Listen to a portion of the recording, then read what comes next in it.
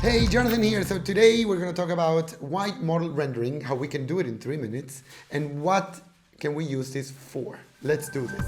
Let's go ahead and kick off the tutorial with Rhino for the camera setup and then the rendering settings. So let's go in. You can either use ours, which you can download down in the comments, or you can also start a new file and just do any box very quickly. So for the camera setup, we're going to start by using very, very simple instruments. For example, the zoom, we can zoom in by scrolling in and out. We can also pan by clicking shift and the right click of the mouse. The next one would be orbit, which is right click on the mouse in the Rhino case. Now that we know what we're trying to look for, let's go ahead and start looking for a good shot by panning down, zooming in, orbit.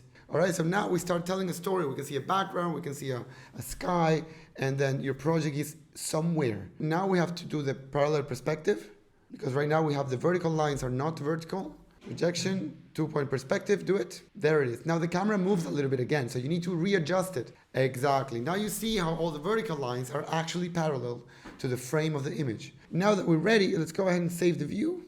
Named view command. And then we click on the plus button or on the save as using the floppy disk.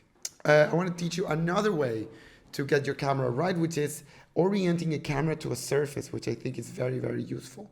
For that, you can start the command orient camera to surface. That's it. Then you click on the surface you want to orient it to. You set the direction, and then we click OK. So now we're 100% perpendicular to that particular facade. Cool. Now that we have the camera, we can save that second camera again as well by clicking save and the floppy disk, renaming it, and then clicking OK. Good. Now, next up is the render settings. So for that, we're going to go to the render tab, which is located here.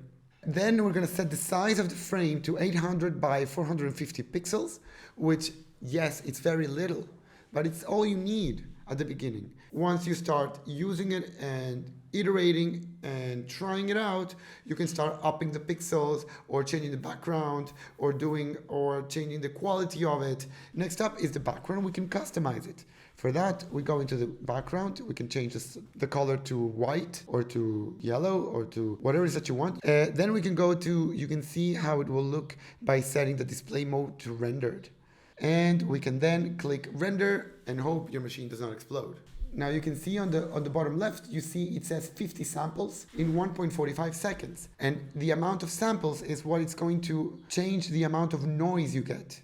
So for example, if you see that the lighting is now correct, that you don't want to move the sun anymore, then you can start upping the sample rate. But all this, I'll leave it to a more detailed video which you can find in 3djohnny.com. In 3djohnny, you can find a full stock of videos to learn white model rendering in ArchiCAD, in Rhino, in Twinmotion. You can find the courses where you can learn basic skills supported by exercises which will give you practice in the steps it requires to create the render.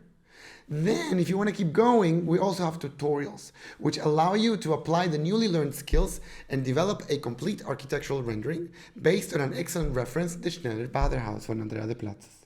The idea is to create a good 3D render without it taking up a lot of time, as well as memory and RAM of your computer.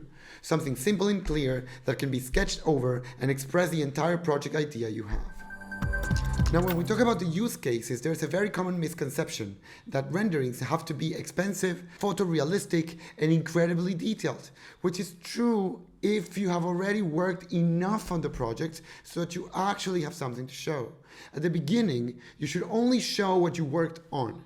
I always look to use white model renderings for the design process. So for example, here, you can have different options of what you're trying to design. You can design one, then you move the wall a little bit, you take another render, you move another option, you take another render, and then you can print this out, discuss it with a colleague, look at it yourself on a piece of paper, and invest most of the time in designing, which is what we're here for.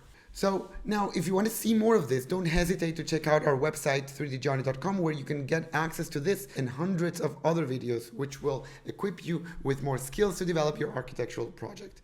Thank you very much, and I'll see you in the next one.